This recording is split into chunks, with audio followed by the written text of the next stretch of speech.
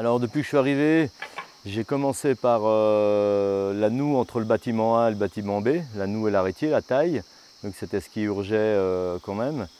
J'ai commencé à fabriquer la noue métallique. Et ensuite je me suis mis à la taille des ardoises. Aujourd'hui elle est terminée. Elle fonctionne, on a essayé que des bidons d'eau. Maintenant on attend la période de la mousson, j'espère que ça va fonctionner comme il faut. Les objectifs, ce serait si on reçoit toutes les ardoises, de finir le chantier avant fin décembre. Je prendrai peut-être une personne ou deux avec moi pour me donner un coup de main et lui apprendre un peu la technique pour tailler les arrêtiers. Et puis après, même si je m'en vais, à ce moment-là, ils pourront combler les toitures où il n'y a que du linéaire à faire. Les ardoises sont taillées tout au marteau et à l'enclume. On les dégrossit quand même à la disqueuse parce que vu que c'est des grandes ardoises, pour ne pas faire trop de chutes, dès l'instant où c'est qu'on taille une noue, on peut la réutiliser pour faire un arrêtier. Donc on la taille en gros à la disqueuse et après on finit avec le marteau et l'enclume de couvreur. Dans les ardoises, il y a des ardoises qui sont fêlées, qui ne sont pas tellement jolies d'aspect, un peu tordues. Donc celles-ci on les garde et après on les taille pour faire des petites ardoises pour finir les pignons. Donc ça permet de les utiliser et pas avoir trop de gaspillage.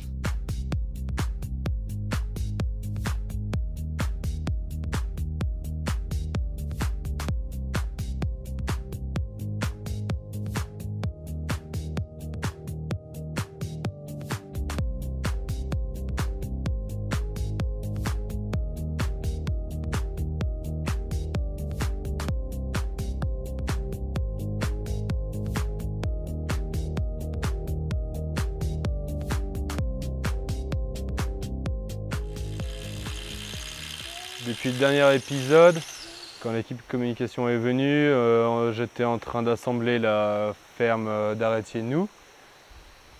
Depuis, on a réussi à la lever, à l'ajuster et à la caler de niveau.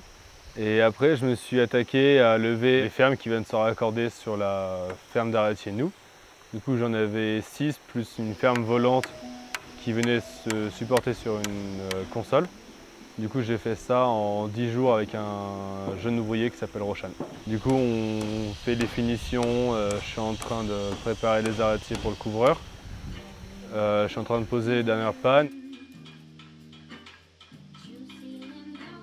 Avec le tasseau que j'ai réussi à déligner, j'ai commencé à poser le support pour le bardage à l'intérieur de la cour. 1 cm à baisser. Le bardage, ça va être les planches en bois qui vont venir clôturer les salles entre le mur maçonné et la couverture. Tout est en sapin, on n'a toujours pas les matériaux, du coup on a dû récupérer des anciens troncs qui faisaient partie d'un bâtiment qui avait été détruit par un tremblement de terre.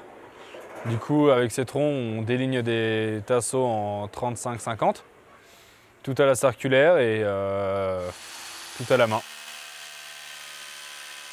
On s'est improvisé cuisinier d'un soir.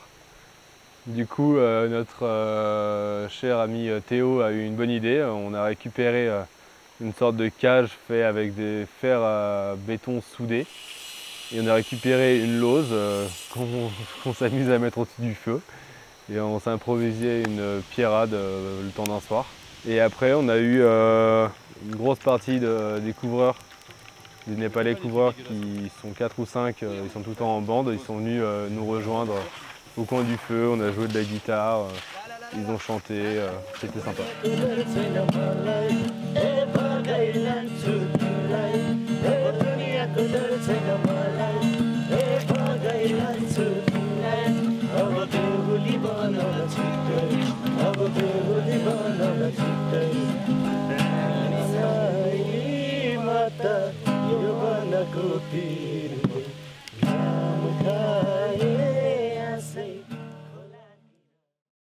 Il y a l'élec qui est arrivé, tout le matos électricité qui est arrivé, quasiment tout le matos.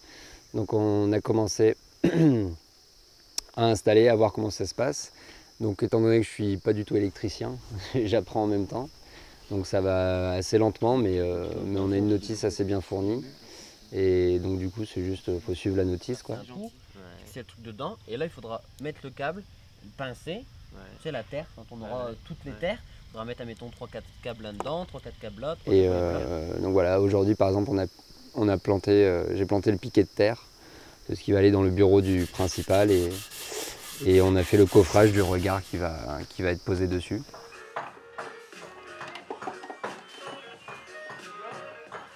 On a bossé voilà, sur les détails, notamment des appuis de fenêtre, c'est des petits détails qui viendront vers la fin, mais qui vont permettre au bâtiment, qui est quand même assez brut là, d'avoir des petites notes un peu plus sympas. Ouais.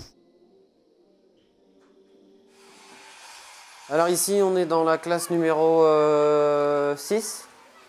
6, ouais, c'est ça. Et donc, c'est une des classes que j'ai fini hier. Donc j'ai posé les vitrages.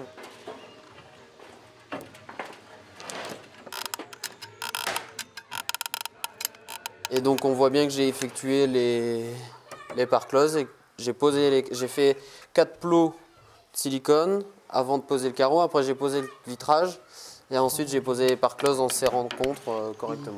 Il faut recouper tous les vitrages parce qu'il n'y a aucune fenêtre qui est identique par rapport aux autres. Donc du coup j'ai dû effectuer pas mal de découpes.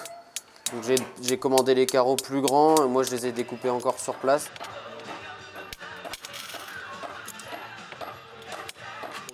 Assez fini, même si ça se voit pas. Mais bon, il y a toujours cette petite flèche. Alors du coup, on se trouve devant une des 13 portes que j'ai posées. Voilà, on a reçu les pentures et les gonds. Le gond, c'est ce qui tient la penture et ce qui permet de faire la rotation de la porte. Donc, une fois que j'ai eu toutes les pentures et que j'ai pu poser les portes, j'ai tout d'abord commencé par poser le montant d'aplomb. Alors j'ai de la chance parce que les murs sont d'aplomb, enfin ils sont déjà d'aplomb dans un sens, donc moi j'ai juste effectué l'aplonnage dans un autre sens. Et puis fixé avec 3 vis à frapper. Puis ensuite j'ai percé les trous des gonds, puis effectué le scellement chimique.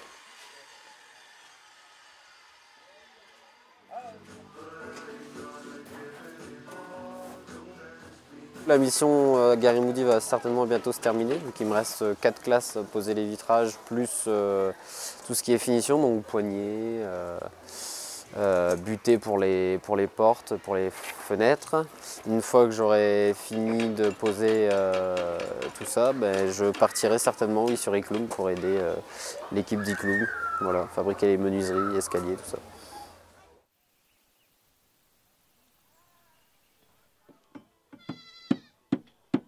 2 mois et demi qu'on est ici, ça va de mieux en mieux, on s'intègre, on parle de mieux en mieux le népalais. Et alors, encore un peu de mal sur le chipang, mais tout va bien.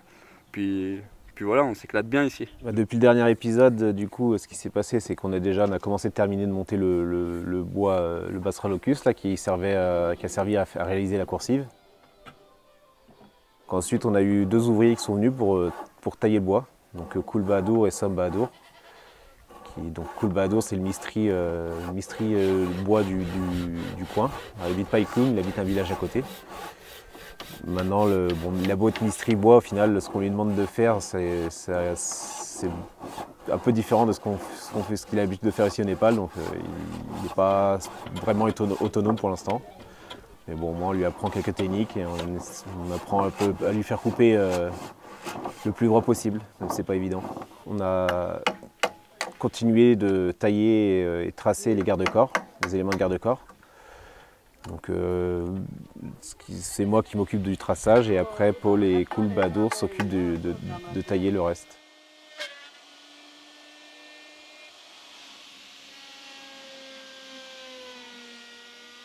Il y a eu aussi une journée où Kul s'est mis à faire des chevilles en bois, parce qu'on n'a pas ici, donc on a fait avec les moyens du bord. On a refendu des carrés de bois de 8 mm par 8 mm et on les a repassés dans un trou, dans une ferraille en métal qu'on a percé à 8 mm de diamètre pour pouvoir avoir des chevilles de 8 mm.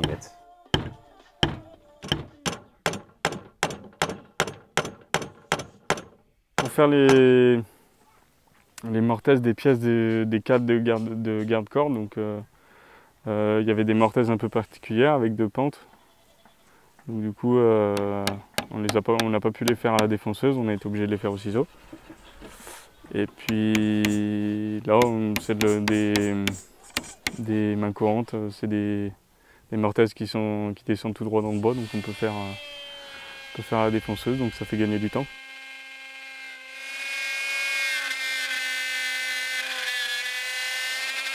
Cette semaine, ouais, aussi, j'ai fait l'inventaire du bois, du coup, on a pratiquement tout.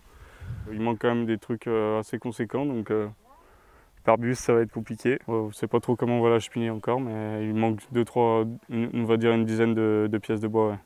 Cette semaine, on a été invité chez Pourna, par Pourna et Sarmia, du coup, sa femme.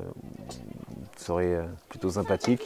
Ils nous ont préparé un poulet et ils nous ont posé le tikka aussi avant le repas. Puis après, on a mangé avec eux, on a discuté. Et ils étaient intéressés pour connaître quelques mots français. Donc, ça fait un plaisir de leur apprendre quelques mots de français.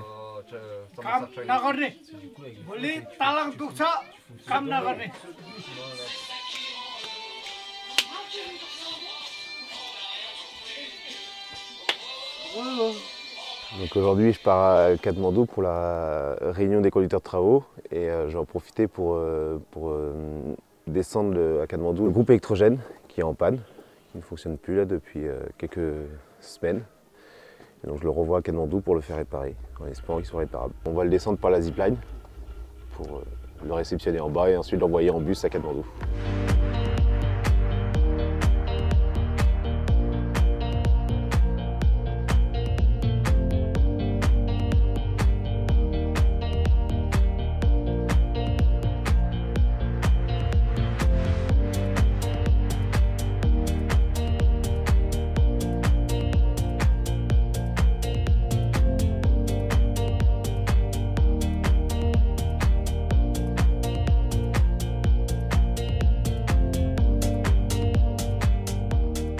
On a commencé les enduits avec Pourna. On a fait le Gopti en une journée sur les 2 pièces, donc Gopti à la chaux. Et on a fait avec 3 Didi et un qui m'aidait à malaxer. On a fait l'enduit terre, du coup, enfin le dégrossitaire dans la salle communautaire. Elles savent très bien faire, je les laissé les étaler. Et après, dans l'après-midi, j'ai quand même passé un coup de règle en enlevant quelques bosses qui étaient vraiment imposantes. Du coup, je les ai enlevées. Et j'ai gratté un petit peu, passé un coup d'éponge, histoire qu'ils ne tirent pas trop vite, en protégeant toute la salle pour que ça reste frais et que ce soit à l'abri du soleil.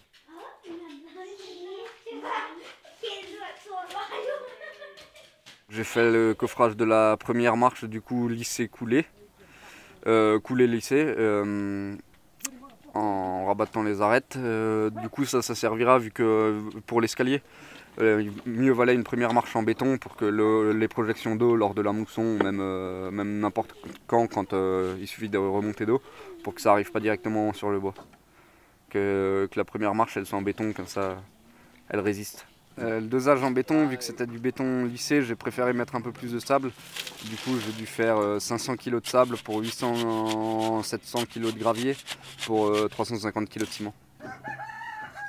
À peu près au mètre cube, tout ça au mètre cube. Donc c'était un seau de ciment, 2 seaux de sable et 2 seaux de gravier.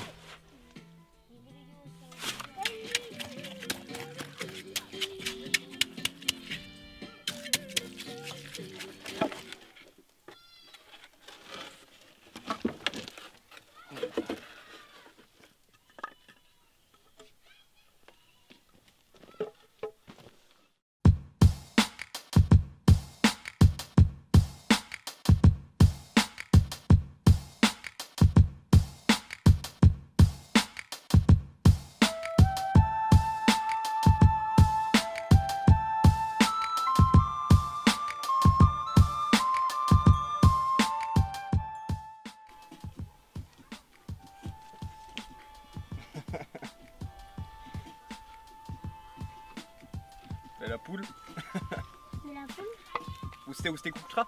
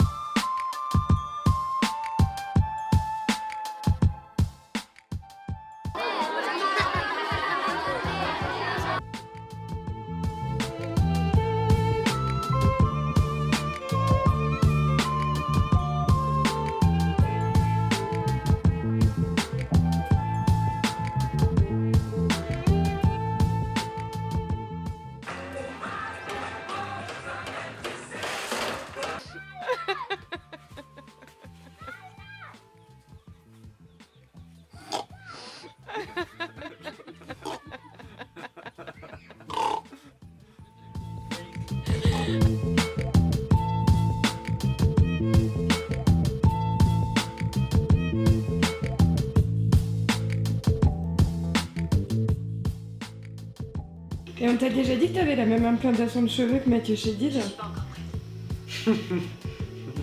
Il fait quoi lui, Mathieu Chédid? C'est un chanteur. Ah, M? Grave. Ouais, on me l'a déjà dit, ouais. Et de toute façon, Et là j'ai les cheveux courts encore, donc sinon... vous êtes rendu essentiel à la mission de faire. Tu sais c'est quoi ça? Ouais. C'est le frottement de ma tête entre les cuisses d'une femme.